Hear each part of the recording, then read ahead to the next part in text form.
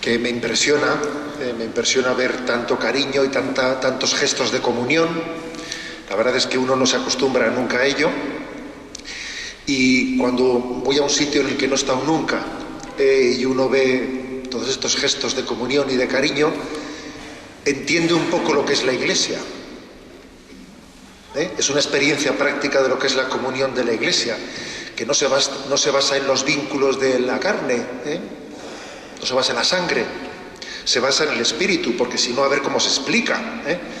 ¿Cómo se explica que puedas encontrarte con personas que no has visto nunca y tener con ellas una conexión inmediatamente, sentirte hermanado, así de entrada, ¿no? Cuando tú sabes que con otras personas pues puedes estar toda la vida en el mismo lugar sin que esa comunión sea posible, ¿no? La comunión no es en la sangre, es en el Espíritu, y yo la verdad es que quizás un obispo pues es un testigo privilegiado de ello. Lo doy gracias a Dios porque veo que es un privilegio el recibirlo así. Recuerdo que el día que entré en San Sebastián, pues se me ocurrió poner el ejemplo de que Jesús pues entró en Jerusalén montado en un borrico, ¿no? Y yo dije, no, pues espero no ser tan burro para pensarme que los aplausos van por el burro y no por Jesús, ¿no? Y bueno, yo soy consciente de que el cariño y el afecto pues se le dirige a Jesucristo, aquel que pues el burrico lleva en sus hombros, ¿no? Y a quien el obispo pues representa sacramentalmente. Creo que eso es importante, ¿no? Porque es verdad, porque puede ocurrir que el burrito se piense que va por él y no va por él. Bueno, pues bien, ese título, así un poco provocador, ¿no?, de cómo ser católico, no morir en el intento, pues es uno de esos títulos que le da bastante libertad para que uno venga y diga lo que quiera decir, ¿no? Bien. Pero es cierto que el título es provocador. Quizás yo vengo de una tierra en la que ser católico, en este momento, pues es más complicado que en esta tierra en la que uno ve que existe una religiosidad popular que nos podría dar cierta envidia a los que venimos de otros lugares. Pero sería un error si pensásemos que las cosas son tan distintas. No son tan distintas. Yo también quiero haceros entender que aunque algunos estemos en un contexto social aparentemente muy diferente, las tentaciones son las mismas, el enemigo es el mismo, de eso quiero también yo aprovechar para hablar. El enemigo es el mismo, pues es Satanás, y son sus tentaciones. Que se sirva de unos medios o de otros, eso es secundario. Bien, entonces todos tenemos la tentación, ¿no?, de ser infieles a nuestra vocación de cristianos. Entonces la pregunta, ¿cómo ser católico, ¿no?, y ser perseverante y no cejar en este momento? Porque creo que un don que tenemos que pedirle a Dios es la perseverancia. Señor, dame la perseverancia. Dámela, porque es que de muchos es el comenzar y de pocos es el ser perseverante, ¿no?, hasta el final. Yo creo que el primer consejo, la primera respuesta a ese cómo hacerlo, yo sin duda alguna diría que lo primero es siendo auténtico, es decir, disfrutando de nuestro ser cristiano, disfrutándolo. No vale con cumplir, quizás en un tiempo, pues el mero cumplimiento nunca ha sido suficiente, pero bueno, en un tiempo en el que sociológicamente el ambiente parece que los zapatos te llevaban a misa, bueno, pues quizás una cierta fidelidad en el cumplimiento pues podía mantenernos, ¿no?, durante un cierto tiempo, ¿no? Pero es que claro, estamos en un momento en el que para mí es muy claro, muy clave, que hace falta tener una experiencia interior, un gozo que nace de la experiencia interior. Es muy importante la tradición, y creo que las culturas que han cortado con su tradición, y estoy pensando ahora en mi tierra, cuando alguien corta con su tradición, es como un árbol que corta con sus raíces, que se seca. Es verdad, ¿eh? Se habla mucho de ETA como un fenómeno terrorista que ha tenido cientos de víctimas, ¿no? Pero una cosa de la que no se habla mucho es de que ETA ha podido matar el alma de un pueblo, que es gravísimo. Y si queréis, más grave todavía. Se puede matar el alma de un pueblo. Es muy importante la tradición, y quizás en este contexto andaluz la tradición hay que reconocer que se mantiene más. Pero fijaros bien, la tradición tiene que ser complementada con la experiencia interior. Alguien me contó, escuché y bueno, me quedé con un ejemplo gráfico de que sabéis que en Inglaterra existe esa especie de deporte nacional de la cacería del zorro, que sale una jauría de perros corriendo detrás del zorro, y si son 30 o 40 perros, pues parece que todos, en principio, todos persiguen lo mismo. Al principio, todos los perros parece que están entrenados para lo mismo. Todos ladran, todos corren, todos saltan, los setos, todos van detrás del zorro. Se va prolongando la cacería, se van cansando, se van descolgando unos perros y otros, y al final únicamente son unos pocos, 3, 4, 5 los que han alcanzado al zorro. Todos los demás se han quedado descolgados, ¿no? Y la pregunta es, bueno, ¿y eso por qué? Porque esos perros que han alcanzado su presa eran más jóvenes, porque estaban mejor entrenados. Porque no, la respuesta es porque esos perros son los que habían visto al zorro desde el principio. Los demás no lo habían visto. Corrían porque veían correr, ladraban porque oían ladrar, saltaban cuando saltaban los demás. Pero claro, llega un momento en que dice uno, oye, yo no he visto nada, ¿tú has visto algo? Pues me estoy cansando. Y te vas descolgando. Y esto funciona así. La tradición es muy importante, pero la tradición hay que complementarla con una experiencia interior. Si no, la tradición puede servir, pues, mientras que los zapatos te lleven. Porque también, igual que a veces los zapatos te llevan a la iglesia, a veces los zapatos te sacan de ella. O sea que yo creo que es muy clave, fundamental, la experiencia interior, el encuentro personal con Jesucristo, el saborear la vida, no vivir una vida de fidelidad en el sentido frío de la palabra. Dios no solo es verdadero, Dios no solo nos pide el bien, sino que encima es atractivo. O sea, esto es muy importante, es atractivo. Mientras que no sintamos la atracción de Dios, es un peligro. Es un peligro pretender ser fiel únicamente por decreto ley.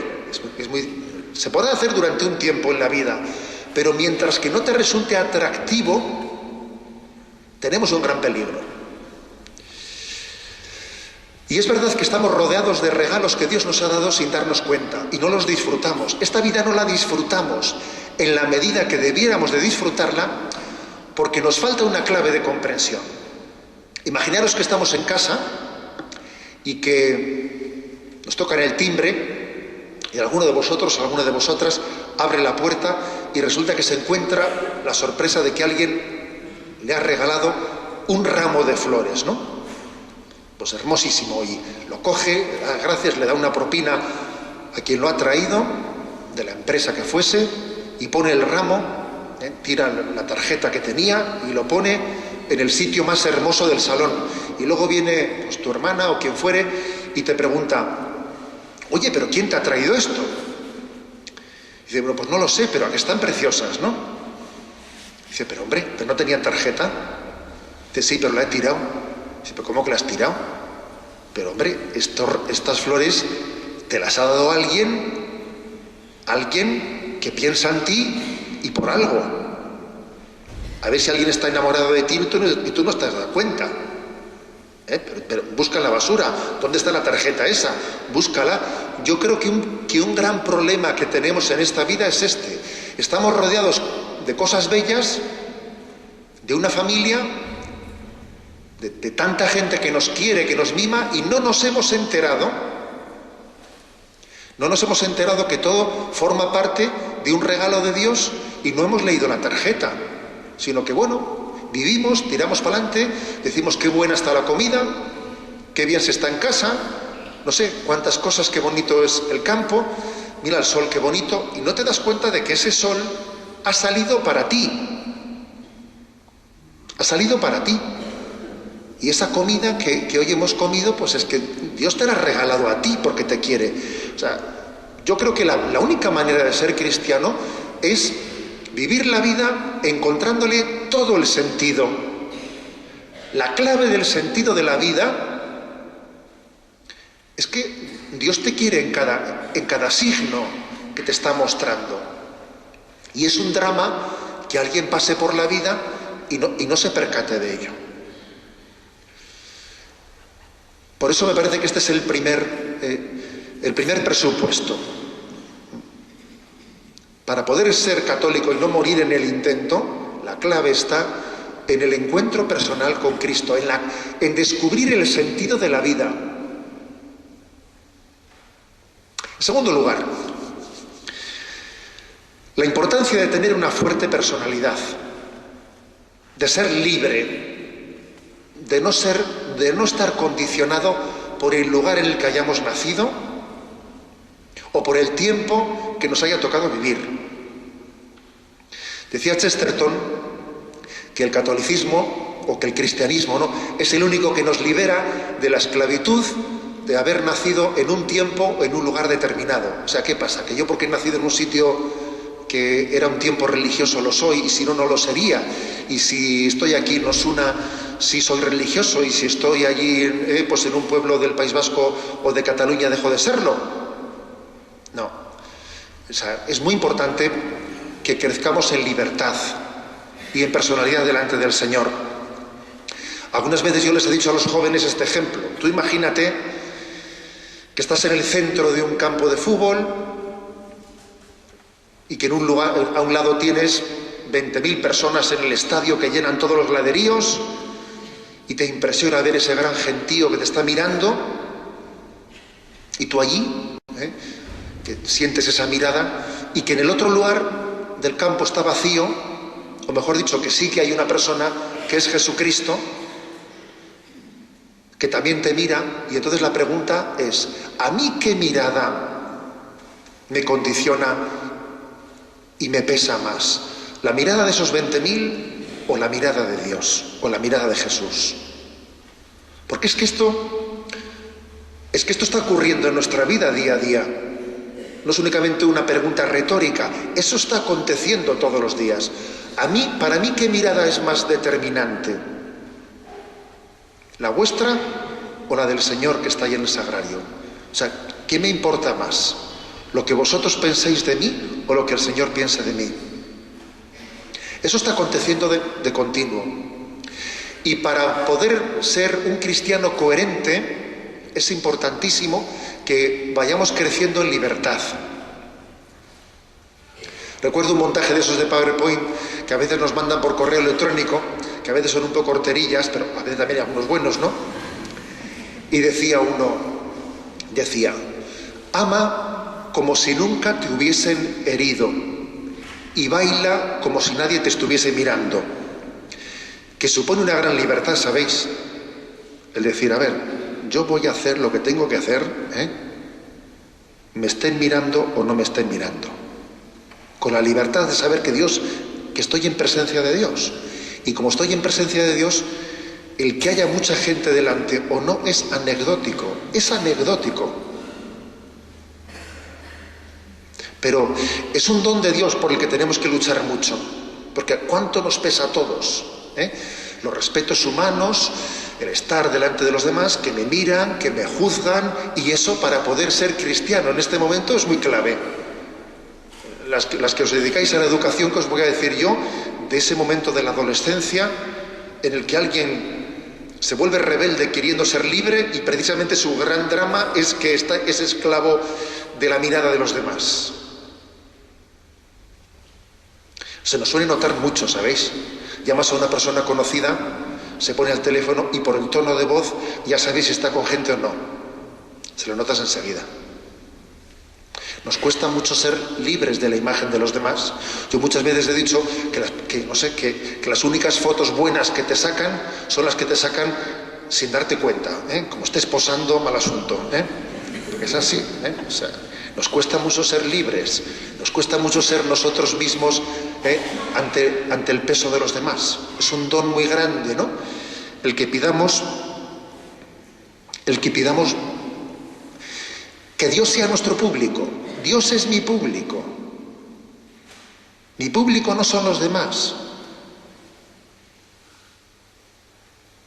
Eso tenemos que pedirlo como una gracia y saber que no lo vamos a conseguir así automáticamente, porque supone una purificación interior. Dios es mi público. Yo recuerdo, siendo seminarista, yo nunca había sido monaguillo, nada por el estilo, Y entonces ya me iban a dar el lectorado y ni siquiera nunca me había subido a un altar. Y entonces me acuerdo, esperé a que todos los compañeros en Toledo se fuesen a la cama, me quedé yo el último y encendí las luces de la iglesia y dije, voy a subirme arriba a ver cómo se ve la cosa desde arriba. Y bueno, y recuerdo esa especie de miedo escénico, voy a hacer el ridículo, voy a no sé qué. Bueno, vamos a ver, si es que el problema es que está en que no vivimos en presencia de Dios. Y como nos falta esa presencia, pues la mirada de los demás nos condiciona excesivamente. Bien, ese creo que es, si queréis, el segundo factor, muy ligado a otro. Para poder crecer en personalidad es muy importante, digamos lo tercero, afrontar nuestros miedos. El miedo, a veces nos pensamos que el miedo es pues una especie, una debilidad psicológica. No digo que no exista también un factor psicológico en el miedo, pero nos olvidamos de que el miedo es una tentación. El miedo es una tentación. Es una tentación. Y de alguna manera existe, ¿no? El que teme sufrir, sufre de temor. Y cuando uno tiene miedo, es que si hago esto, existe una capacidad, ¿no?, pues de asustarnos. Yo creo que San Pablo, él nos enseña a mirar a nuestros miedos a los ojos, y a decir, a ver, yo, unido a Cristo, ¿a qué puedo temer? La enfermedad, la pobreza, la misma muerte, Es decir, Jesucristo, mejor dicho, San Pablo, es capaz de mirar a los ojos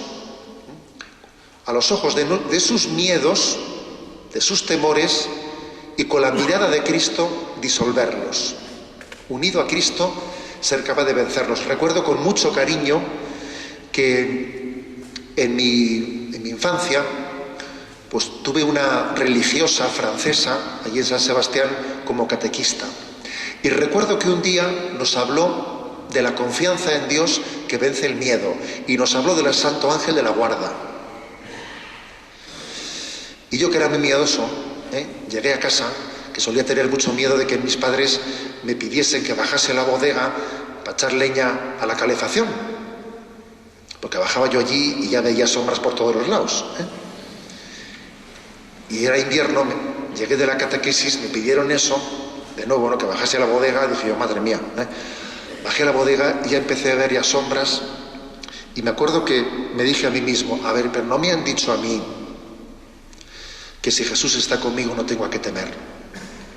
No me han dicho a mí que su Santo Ángel de la Guarda es mi custodio, etc. Y me acuerdo como un momento de gracia de mi vida, de esos momentos de gracia que te hacen dar un gran salto, un gran avance, el obligarme a mí mismo a decir, quieto, vete despacio, no corras, echa la leña una por una, sin correr. Incluso recuerdo que al ver que era capaz de hacer aquello, recuerdo que tuve como diciendo, hombre, si lo he hecho, me voy a dar una vuelta más. Y recuerdo aquel momento como un momento de gracia en tu vida, ¿no? Un momento de gracia en el que ves que la fe vence al miedo. Y es tan importante en la vida espiritual, ¿no? Exorcizar nuestros miedos, mis temores, mis agobios, reírnos de ellos. Bueno, creo que esta es una tercera característica. Un paso más. Creo que también es muy importante no solo estar a la defensiva, Se dice que el mejor futbolista, la mejor defensa es un buen ataque, Por eso me parece que otra característica de un cristiano es el apostolado. No solo estoy viendo cómo me dejan ser cristiano, porque yo entiendo que el título de la conferencia, pues hombre, es un poco provocativo y no es el más correcto, ¿no? Eso de cómo ser católico sin morir en el intento, parece que uno vive a la defensiva. No, a la defensiva no. Es que la única manera de ser cristiano es contagiarlo. He dicho lo primero, que para poder ser cristiano hay que estar enamorado de ello. Solo los enamorados se enamoran. Y cuando uno está enamorado de algo, lo contagia, lo transmite. No puede quedárselo solo para él. Estamos en un mundo en el que la solidaridad está bien vista. Es verdad. Ser solidario está bien visto. Pero decía el Papa hace poco que el que no da al prójimo a Dios, da poco. Si yo no doy a Dios, doy muy poco. Por mucho que dé, doy poquísimo. Por eso el apostolado, al final tiene que ser un apostolado de transmisión de la fe. Sí, está de moda la solidaridad, ya, pero la horizontal, ¿sabes? La horizontal, no la integral, que incluye el don de la fe, que se comunica. Y además ocurre, yo lo veo por mí mismo, que claro que recibir la llamada al ministerio sacerdotal es una gracia muy grande, porque uno se da cuenta de que dando es como crece tu fe. Esto siempre ha sido así. Tu fe crece dándola, como cuando eras pequeño y observabas que explicándole al otro la lección de matemáticas era cuando tú la entendías, porque si no eres capaz de transmitir algo, tú no te enteras. Hasta que tú no tengas la capacidad de transmitirlo, tú no lo has recibido. Eso pasa con la fe. Y eso, pues eso, me parece que, me acuerdo cuando éramos pequeños hacía el acertijo. ¿Qué cosa es que cuando se entrega a otro, crece? Y la respuesta era el fuego. El fuego cuando se transmite crece, ¿no? Pues también la fe. Tu fe crece cuando se transmite. Y tu fe mengua cuando la entierras. Por miedo a compartirla con los demás, por miedo a que te cuestionen, por miedo a que yo no estoy preparado. ¿A dónde voy yo haciendo apostolado si yo justito ando? Y no sé si estoy preparado. Pues bien, habrá que prepararse, pero claro que también cuando uno hace apostolado se da cuenta de que tiene que formarse mejor, eso es verdad, pero que no os quepa la menor duda de que el principal apostolado es el que transmite convicción. Amor. Este ama lo que está diciendo, o sea, se lo cree de verdad. Ese es el mejor apostolado.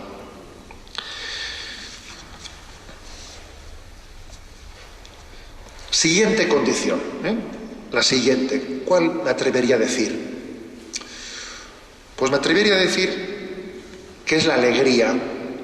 Yo creo que es una condición muy clave de vivir hoy en día nuestra condición de cristianos o de católicos, la alegría. Creo que además, nuestro querido Benedicto XVI, en alguno de sus escritos, él ha comentado cómo la cultura católica se caracteriza por su alegría.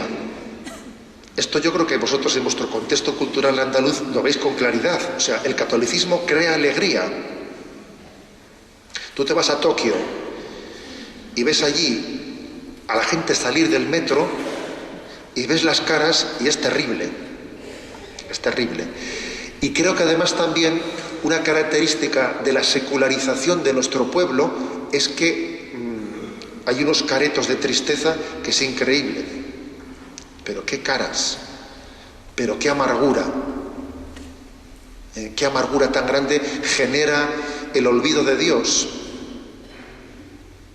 Cuando uno da la espalda a Dios, lo único que ve es su sombra. Y eso ocurre así, ¿eh? Primeramente viene una pérdida de la fe, y de la pérdida de la fe viene una tristeza del hombre. Es que se te apaga la luz interiormente. Creo que además la alegría, ya sé que también aquí existe un factor psicológico, soy consciente, porque puede haber personas que sean profundamente cristianas y tienen que luchar con una depresión, y no por eso dejan de ser profundamente cristianas, y tienen que luchar con una depresión que les lleva pues naturalmente hacia la tristeza.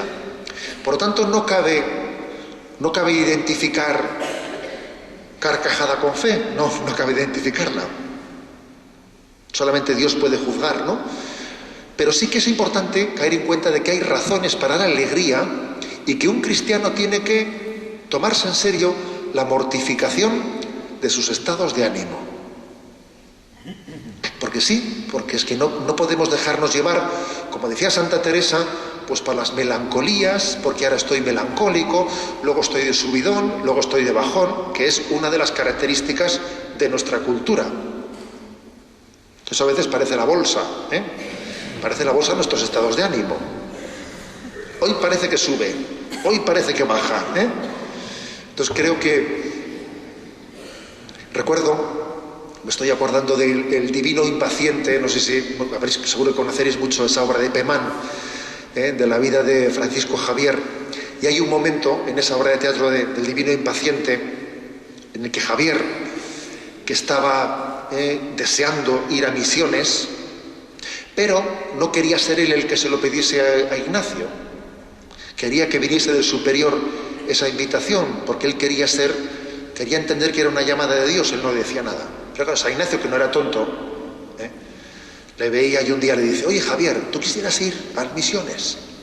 Y bueno, él, que estaba esperando escuchar eso, dijo: yo iría allí y entregaría mi vida y derramaría hasta la última gota de mi sangre. Y no, bueno, entonces San Ignacio le dijo: oye, un poquito menos, un poquito menos.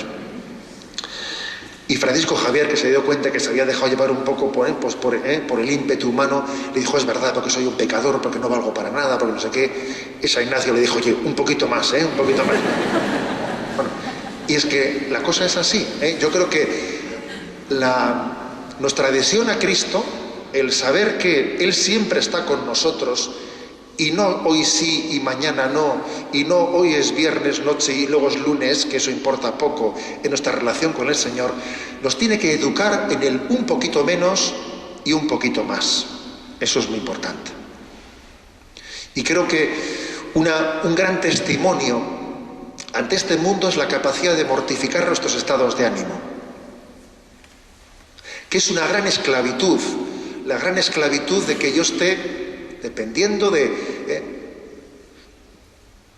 unos condicionamientos anímicos. Es una gran esclavitud. Hay razones para la alegría y por lo tanto hay que mortificar muchas tristezas que pretenden que pequeñas cositas nos quiten lo principal.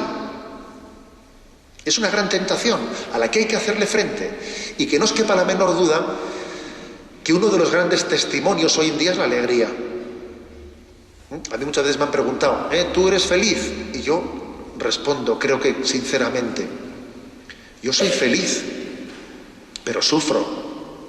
O dicho de otra manera, sufro, pero soy feliz. Entre otras cosas porque si amas, sufres. No se puede amar sin sufrir. Pero eso no te quita la alegría, porque amas. Esto me parece importantísimo. Yo creo que un gran testimonio hoy en día es este. ¿De dónde brota la alegría? ¿De dónde tiene esa alegría, no? Yo creo que el cristianismo, que el evangelio, nos da la capacidad de tener sentido del humor. Que fijaros que en el mundo católico siempre ha habido un sentido del humor muy grande. Mira, reírse de los demás es sarcasmo. Eso es otra cosa, ¿no? Reírse con los demás es amistad, pero reírse de uno mismo, eso es virtud, y eso es muy importante. ¿Sabes? Reír de uno mismo y relativizar nuestras cosas y nuestros agobios. Y creo que eso es un don de Dios, el que uno tenga la capacidad de reírse de sí mismo. Santo Tomás Moro, que sabéis que es este santo, ¿no? Pues que le tocó, pues ser decapitado, pues por ser fiel y no ceder a Enrique VIII, ¿no? Pues el hombre tenía ese estilo hierático de los ingleses, que en fin, el humor inglés hay que decir que es un poco soso, no sé, pero bueno, a él también se le ha nombrado patrono del buen humor, porque a pesar de ser tan inglés, cuando llegó el momento de ser decapitado, allí en plena plaza iba a ser decapitado delante de todo el mundo y tenía que subir al cadalso, y allí su verdugo, con la cabeza tapada, le dijo: ¿me ayuda usted a subir, que para bajar ya me las arreglaré yo solo? Le dijo. Entonces, bueno, que alguien tenga la capacidad de reírse de sí mismo en el momento de su decapitación, ciertamente es un triunfo de la fe. Claro, eso es así. Si la muestra suprema del amor o de la fe es la capacidad de reírnos de nosotros mismos y relativizar nuestros agobios, ¿no? Yo creo que la fe nos da la capacidad de salir de nosotros mismos, vernos desde fuera, darnos cuenta de que me estoy agobiando porque mi yo pretende sentarse como si fuese el centro del mundo y pretende que todo gire en torno a mí, y uno, cuando se sale fuera de sí mismo y desde Dios ve eso, se ríe un rato de sí mismo y luego lo hace mucho mejor. O sea que también el humor, el sentido del humor cristiano, tiene una gran capacidad de exorcizar, ¿no?, los miedos que parten de la fe. Yo creo que esta es otra gran clave que tenemos que pedirle mucho al Señor. Y como he dicho, sé que existen condicionamientos psicológicos y habrá personas que tengan que luchar toda su vida pues con tendencias psicológicas que le mortifican mucho, que es una gran cruz el que alguien tenga tendencia depresiva, etcétera. Es una gran cruz, con la que hay que tener mucha misericordia, por cierto. No hace mucho alguien me preguntaba por Radio María, decía: oiga, usted está hablando de que el hombre es imagen y semejanza de Dios. A veces eso se ve fácil, me decía, pero cuando te encuentras con una persona de mal humor cuesta mucho ver la imagen y la semejanza de Dios, Y es verdad. Pero yo también le dije que es importante tener una mirada penetrante, que no se quede solo en la superficie, porque también hay personas que son un poco como el iceberg, que por debajo tienen muchísimas virtudes escondidas y quizás porque tienen un genio no suficientemente dominado o una tristeza les luce poco. Hay personas que tienen un gran tesoro moral, pero les luce poco porque quizás externamente no tienen la mortificación que debieran de tener o tienen sus limitaciones psicológicas. Pero en cualquier caso, cada uno en su nivel tiene que tener esa guerra, esa batalla consigo mismo. Hay razones para la alegría.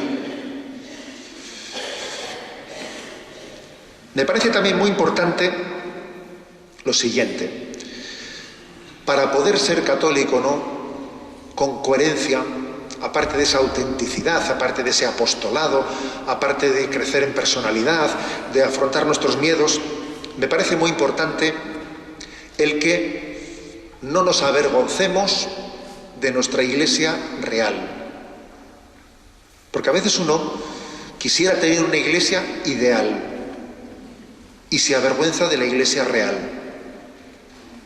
Y esa puede ser una gran tentación. Yo amo a mí, igual que a él le suele ocurrir al niño. El niño cuando es pequeño idolatriza a sus padres. Y mi papá es el mejor papá del mundo. Y mi mamá. Luego le viene la adolescencia y se empieza a avergonzar de sus padres o se empieza a distanciar de ellos, ¿no? Y se puede llegar a volver supercrítico. Pero cuando llega la madurez, entonces supera, ¿no?, esa crisis y entonces vuelve a amar a sus padres, no quizás con ese amor romántico que tenía de pequeñito, que es que les idolatraba y les parece, no, conoce sus defectos, pero le ama a sus padres como son, porque son sus padres. Es mi madre. Esa tercera fase hay que llegar a ella, ¿no? Querer a la Iglesia real y no avergonzarse de ella. Saber que el Señor la eligió como es. No ser tan corto como para supeditarme en exceso por los defectos o virtudes de los hombres de Iglesia. No ser tan corto como para caer en ese error. Yo una cosa que os puedo decir es que pues yo cuando era un adolescente, un joven, pensaba. Yo me veía muy inseguro, me veía muy inmaduro. Un adolescente se caracteriza porque no está a gusto consigo mismo. No te gustas. Y yo pensaba, los curas tienen que ser muy maduros. Un cura tiene que ser alguien maduro, tal. Un día resulta que eres cura y te ves, madre mía, y después yo me veo pues muy maduro, me veo inseguro, me veo tal. Entonces dices, no, pero los obispos no, los obispos sí que serán maduros y serán tal y serán cual. Y un día resulta que llegas a ser obispo y dices, pues yo me veo igual. Y entonces dices, ¿y al Papa le pasará lo mismo? Pues seguro que sí. ¿Qué quiero decir con esto? Quiero decir que lo maravilloso en la Iglesia es que llevamos un tesoro en vasijas de barro y ese es el milagro de la Iglesia. Ese es el milagro de la Iglesia. Por eso me parece muy importante que amemos a nuestra Iglesia real. Y me importa muy poco las cualidades personales de este y del otro, que yo una cosa que he ido aprendiendo es que cada uno tiene sus cualidades y cada uno ha sido elegido por Dios para llegar a alguien. Mira, esto es así, para llegar a uno, para llegar a otro y cambiaremos de párroco y todo el mundo es necesario mientras que Dios te pida que le sirvas. Y cuando la Iglesia te dice vete a otro lado, eres perfectamente prescindible. Eres tan necesario mientras que la Iglesia te llame y tan prescindible mientras que te diga lo contrario. Es decir, es que eso es así, porque la Iglesia la lleva adelante el Espíritu del Señor y no nuestras cualidades. Entonces creo que eso es muy importante, amar a la Iglesia real, no la idealizada, a la real. Y dichoso quien no se escandalice de mí, dijo Jesús. Me imagino que esa respuesta podría haberla dado si alguien le hubiese dicho, oye Señor, ¿y tú no podías haber elegido un grupo de apóstoles con un poquito mejor ojo? Y él diría, dichoso quien no se escandalice de mí. He elegido los que creía que tenía que elegir. Otra clave, y quiero un poco concluir con ella, otra clave. A mí me parece que estamos en una sociedad y en un mundo que se caracteriza por la cantidad de heridas que tiene. Heridas afectivas, muchas de ellas, heridas familiares. Nuestra cultura se caracteriza por esto. Arrastrar muchas heridas afectivas por una insuficiente comunión dentro de la familia, que luego se transmite a los hijos, por heridas en las amistades, por una educación desestructurada, muchas heridas, muchísimas. Y creo que este mundo, precisamente porque está tan herido, sobre todo necesita una cosa, necesita misericordia. La devoción a la divina misericordia, la devoción al corazón de Jesús, pienso que son totalmente actuales, porque es que este mundo necesita misericordia. Aquí el que no es cojo es manco, y el que no es tuerto, y el que no es sordo de un oído, porque esto es así. Y una de las cosas que te da, la vocación sacerdotal, cuando entras en la vida de una familia, de una persona y de la otra, es descubrir que en todas las casas cuecen habas. En la vida de todo el mundo hay heridas y todo el mundo necesitamos misericordia.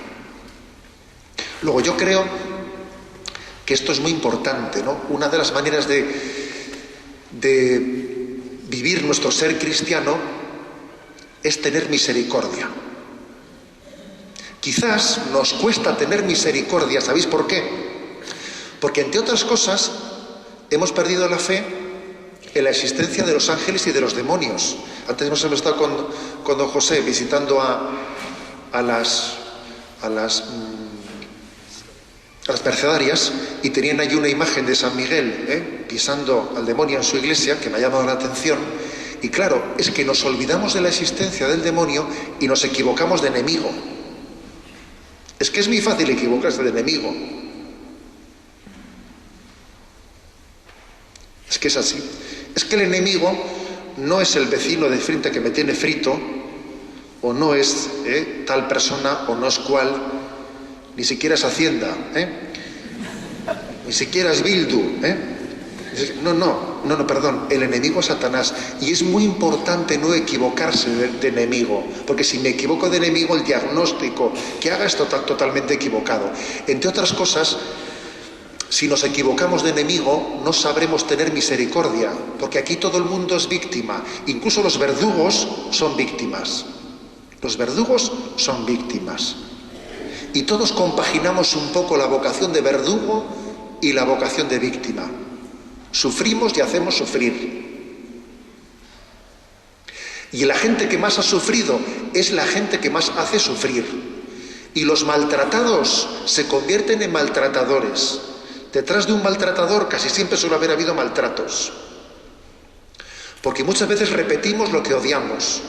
Odio esto y soy incapaz de no repetirlo, que es una contradicción, pero ocurre así en la vida. Entonces creo que nuestro ser cristiano tiene que estar caracterizado por la misericordia, por tener una gran paciencia, por saber compaginar el ardor y la paciencia, que es difícil compaginarlo, porque el Evangelio dice el Evangelio, no cortes ese árbol, no cortes la viña, déjala, la abonaremos, a ver si para el año que viene da fruto. Pero también el Evangelio dice, como la higuera no tiene frutos, la maldijo y la secó porque no tenía frutos, ¿no? Dice, a ver, ¿con qué nos quedamos de los dos? Pues los dos son verdad, porque creo que el Evangelio nos lleva a ser totalmente enamorados, pero totalmente pacientes, a ser celosos del amor de Dios, pero a ser paciente y misericordioso, y las dos cosas son verdad. Sé exigente contigo mismo y misericordioso con los demás.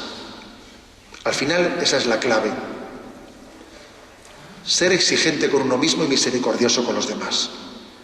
Y entender que todo el mundo somos hijos de misericordia, que necesitamos misericordia. Creo que así se vive el cristianismo. Y creo que la Madre Iglesia es aquella que es capaz de proclamar unos grandes ideales de santidad, pero al mismo tiempo acoger a los pecadores como hijos suyos. Aquello de odia el delito pero ama al delincuente, es verdad. O sea, creo que es una característica de nuestra vida, que tengamos ideales de santidad y al mismo tiempo seamos misericordiosos. Y que ser misericordioso no sea una excusa para dejar de querer, de apuntar a la santidad. Y que el apuntar a la santidad no sea una excusa para dejar de ser misericordioso. Bueno, yo creo que estos pueden ser, unos de los puntos, si queréis, o de los aspectos principales en los que yo me atrevería a subrayar como características principales de nuestro ser cristiano. Yo le pido mucho a la Virgen María, le pido por todos vosotros, le pido para que sea madre y maestra de nuestra fe, madre y maestra, que son dos vocaciones que se pueden perfectamente compaginar, y bien lo saben ustedes, en su vida religiosa, ser madre y ser maestra. Creo que ella es la que nos va a dar la gracia de la fidelidad. He dicho al principio que la clave está en ser fiel, en perseverancia, hasta que el Señor nos llame. ¿Cuántas veces yo le he pedido al Señor, mira, Señor, te pido el don de la perseverancia, que por mi culpa nadie se aleje de ti, que por mi mal testimonio o por mi escándalo Y todavía pedir una cosa más. Señor, te pido que yo sea un instrumento tuyo para que algunos se acerquen a ti. Que por mi culpa nadie se aleje de ti y que yo pueda ser instrumento tuyo para que algunos, ojalá muchos, te conozcan y te amen. Haced esa petición a Dios, para que vivamos nuestro cristianismo con coherencia, con autenticidad, ¿no? Y que nos enamoremos de ello y podamos ser fieles en esa transmisión de la fe. Creo que el año de la fe, que sé que este es el contexto un poco, ¿no?, de este encuentro, de esta charla, nos invita a ello, a vivirla con intensidad, ¿no?, para poderla derramar, para poderla sembrar, como el sembrador siembra la semilla de la fe generosamente allí por donde va. Pues bueno, pues muchísimas gracias.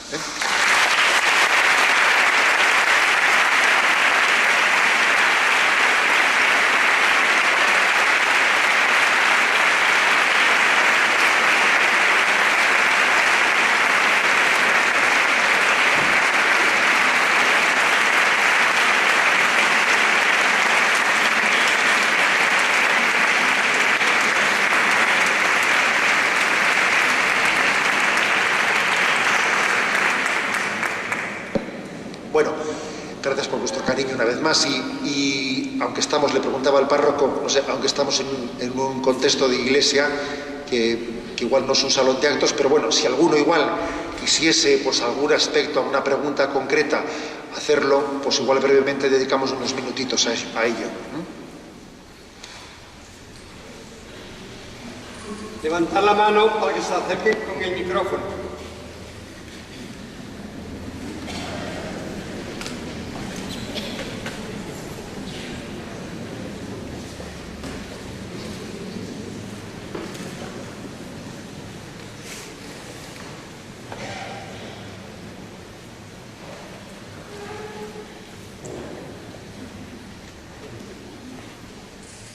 Yo aprovecho.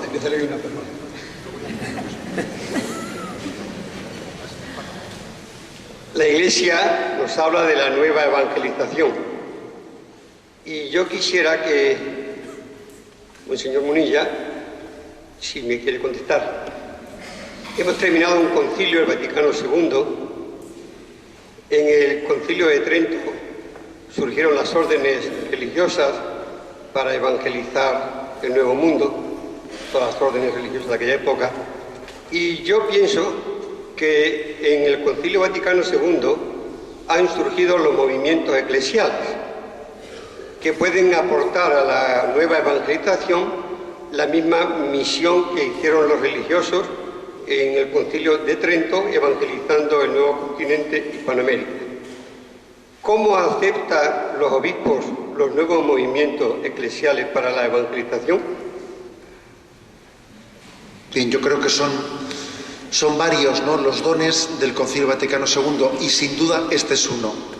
La Iglesia es apostólica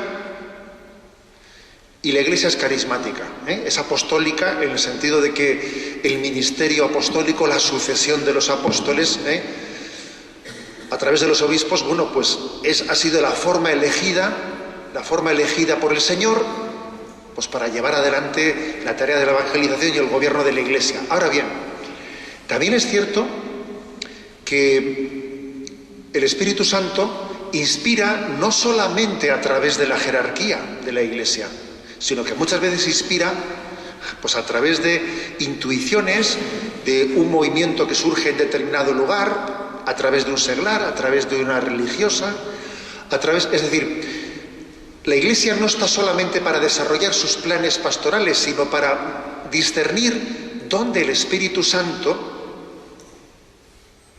está suscitando vida. Os cuento un detalle, y es que recién elegido obispo, a todos los obispos elegidos ese año, nos suelen llevar a Roma a hacer un pequeño cursillo, que imagino que también irías tú. Es hasta que te quitan la L de novato. Haces un cursillito allí. Y me acuerdo que nos habla cada cardenal precepto de una congregación, y entonces todavía vivía Monseñor Foley, que era el encargado de medios de comunicación. Y él nos dijo lo siguiente, no lo olvidaré nunca. Él dijo que la Santa Sede llamaba la atención ver cómo a veces nosotros hacemos un proyecto muy profesional, ideado por nosotros, de comunicación, decía él, ¿no? Pues hablaba de, por ejemplo, la televisión que se había hecho en la conferencia episcopal estadounidense, etcétera, y no tiene éxito. Luego hubo que cerrarlo y un montón de tiempo viendo cómo se pagaban las deudas, etcétera, ¿no? Y sin embargo, ahí está la Madre Angélica, es una religiosa que ha tenido esa inspiración y ha hecho una de las televisiones católicas internacionalmente con más éxito. Ahí está el caso de Radio María, de un empresario italiano, pues que se le ocurrió en un momento determinado esa idea, un hombre con 6 hijos, y que la llevó adelante y se le ocurrió hacer Radio María. Y decía él, y es curioso que el Espíritu Santo bendice muchas veces aquello que ha sido suscitado por él con medios muy poco profesionales y muy poco sencillos. Y decía él, de manera que la Iglesia está para discernir dónde el Espíritu Santo ha suscitado sus carismas y apoyarlos, acompañarlos, purificarlos y discernirlos. Porque el Espíritu Santo no le podemos meter, disculpadme, ¿no? Al Espíritu Santo no se le puede meter en una jaula y pretender que Él después cante como tú quieras que cante, sino que hay que dejarle que con su libertad Él lleve adelante sus obras y nosotros las discernamos y las acompañemos, ¿no? Eso es una gran lección del Concilio Vaticano II. Ver cómo se ha extendido, cómo en la Iglesia han surgido nuevos carismas para un nuevo momento, ¿no? Hay que creer en la acción del Espíritu Santo, por supuesto, acompañada de la Iglesia apostólica, del ministerio apostólico. Pero bueno. Y creo que una de las, y aprovecho un poco pues para concluir agradeciendo, ¿no? Porque para mí uno de los ejemplos claros de cómo la Iglesia apostólica y la Iglesia carismática, las dos se conjugan, a veces también es comprobar cómo los obispos somos acompañados por vosotros. Yo a veces he sentido, pues especialmente como vivimos en un mundo tan mediático y como cuando hay problemas se sabe todo, y las cosas corren por ahí y tal y cual, ¿no? A veces yo he sido testigo privilegiado de cómo pues se puede llegar a rezar por los obispos, compartir con ellos y con la Iglesia y con el Papa, compartir con ellos las preocupaciones, hasta el punto de que esa iglesia carismática, por decirlo de alguna manera, ¿no?, está sosteniendo también a la Iglesia apostólica. Y es muy seria, ¿no? Os voy a contar la anécdota de que recién elegido obispo, pues uno va a Roma, y me acuerdo que venía de Roma, el Papa me entregó un pectoral, y entonces vi que en el avión había una familia que tenía en la mochila de la Jornada Mundial de Valencia, y dije, mira, esto es una familia católica, ¿no? Y además tenía muchos niños, tenía un niño recién nacido, y andaban por ahí muchos niños que eran el espectáculo del avión, porque esto suele ser así, al final las familias numerosas suscitan una especie de atracción, ¿no?